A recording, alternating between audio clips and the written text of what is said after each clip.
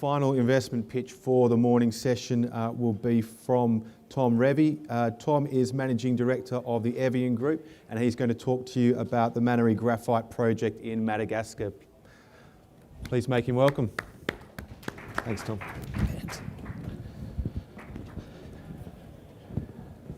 Good afternoon, ladies and gentlemen.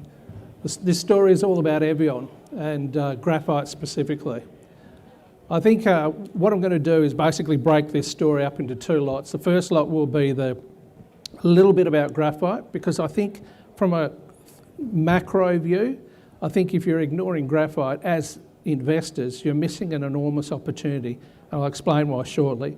And then I'll move on to the projects that we have as such. We listed the company back in 2018 as Black Earth and changed our name to Evion late last year.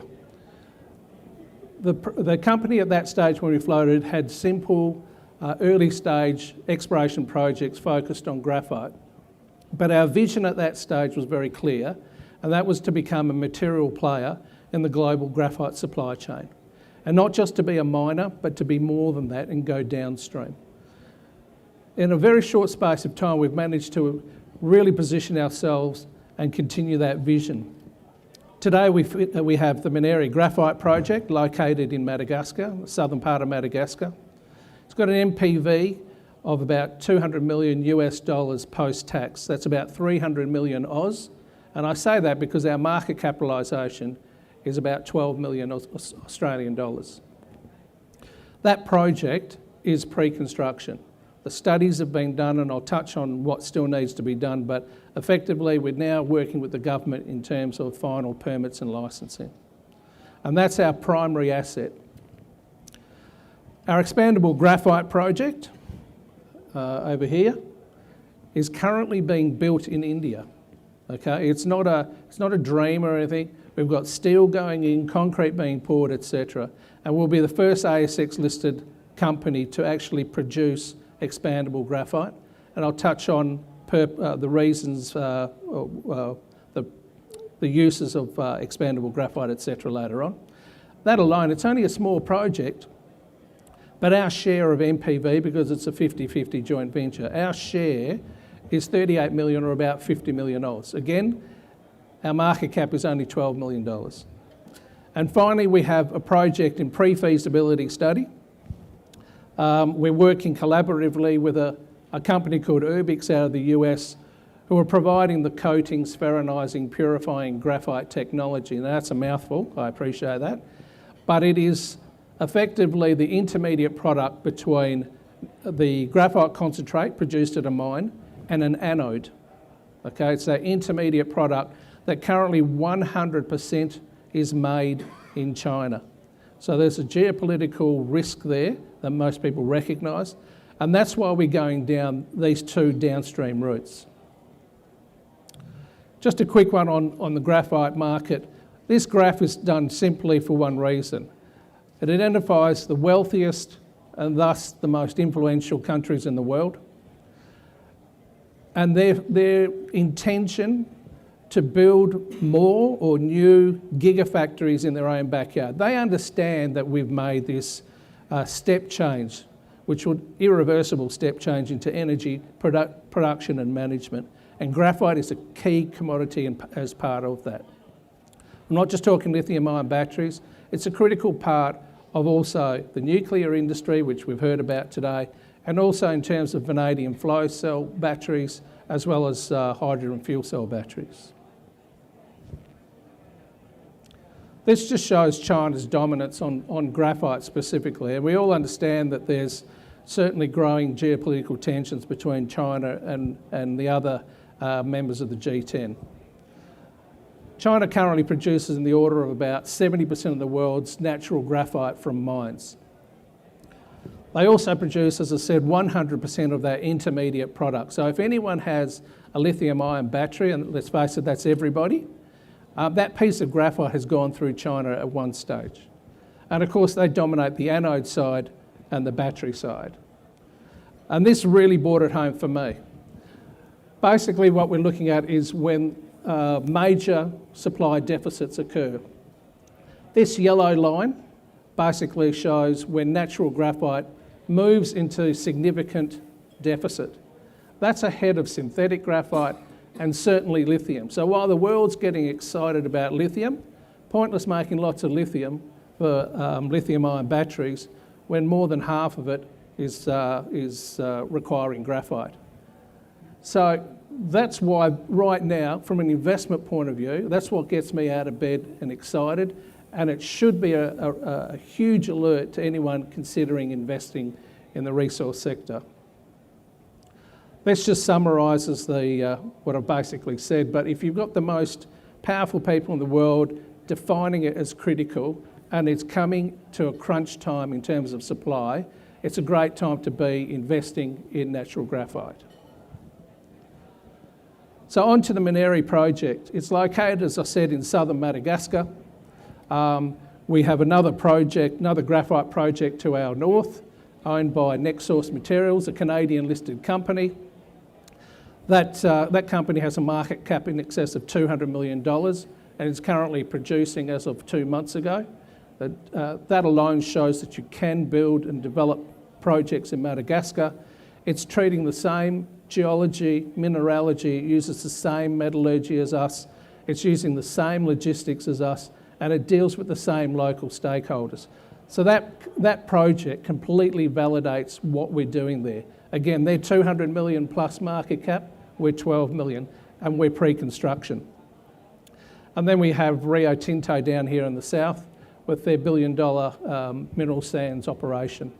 We have access to the 2 ports, Toliara and down near Fort Dauphin.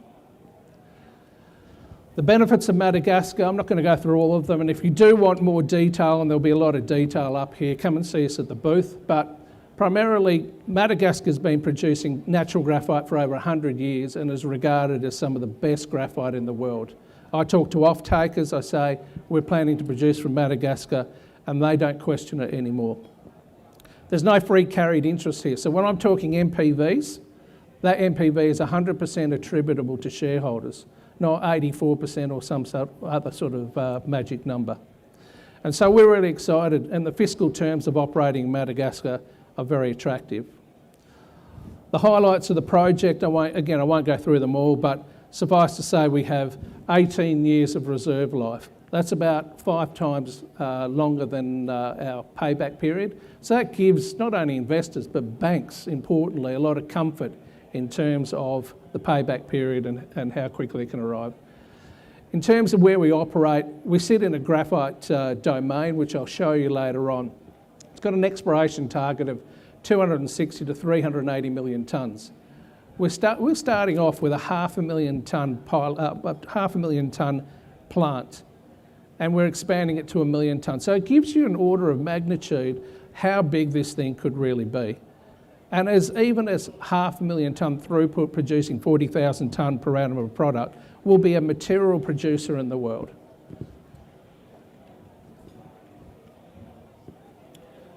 We've approached this largely because of my background in a very systematic, quality way. We've engaged top internationally recognised consultants to work with us deliberately, and it's been done in an auditable fashion throughout the process, from when we started exploration to where we are today, pre-construction.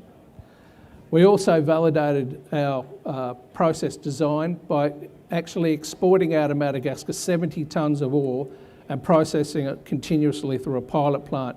And we got live data for our design purposes. So that's what gives us a high degree of confidence.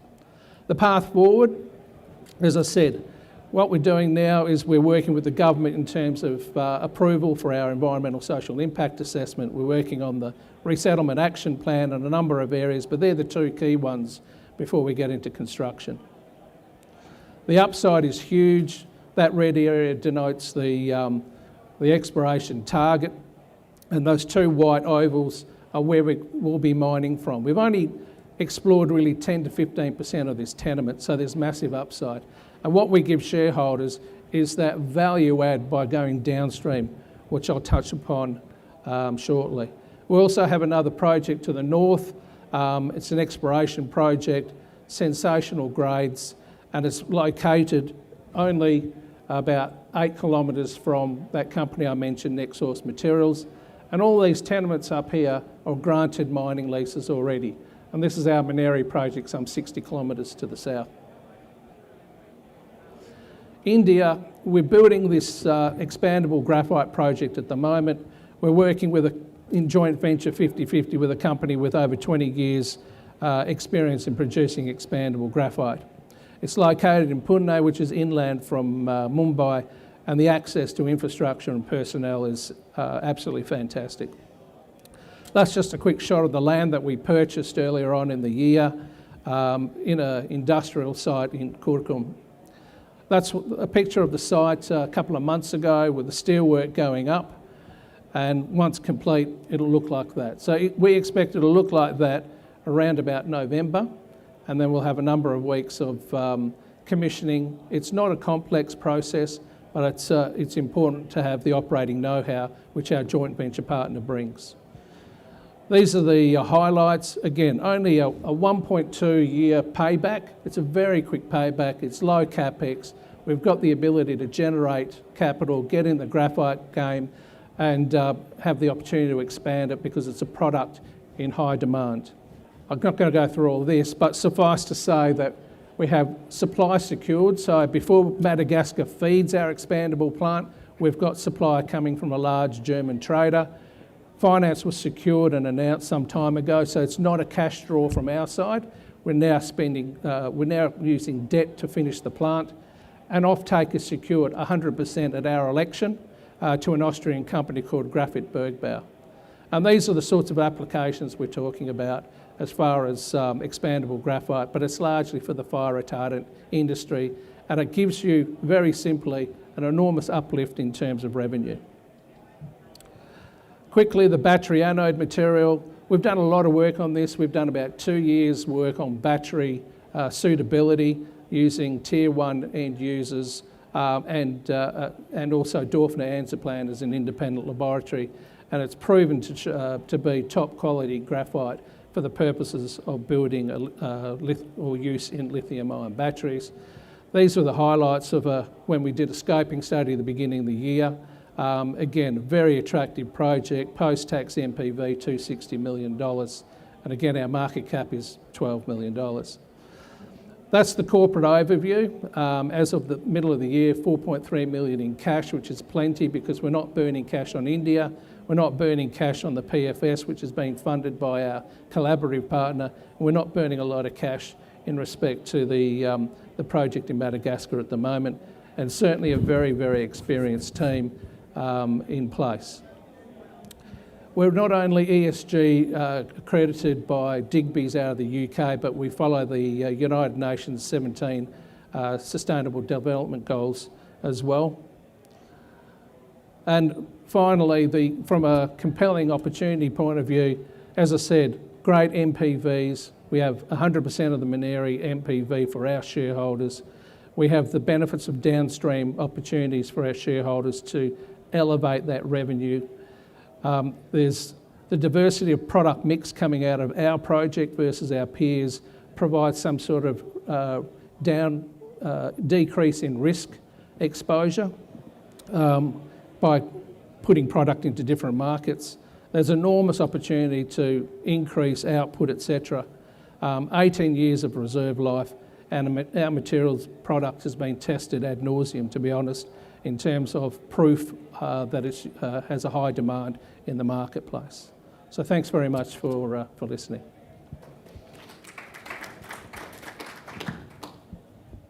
Questions for Tom? Conscious that the pastries are probably running out, but I did have one very quick question, Tom. Everyone talks about the demand for EV batteries in terms of graphite. Very little is known or discussed, at least, about other markets for competing supply. Can you give us a bit of insight around that? Yeah, sure. Good question, actually, because right now, well, historically the biggest user has been the refractory industry, which means crucibles, furnace linings. It's used in the smelting industry in general.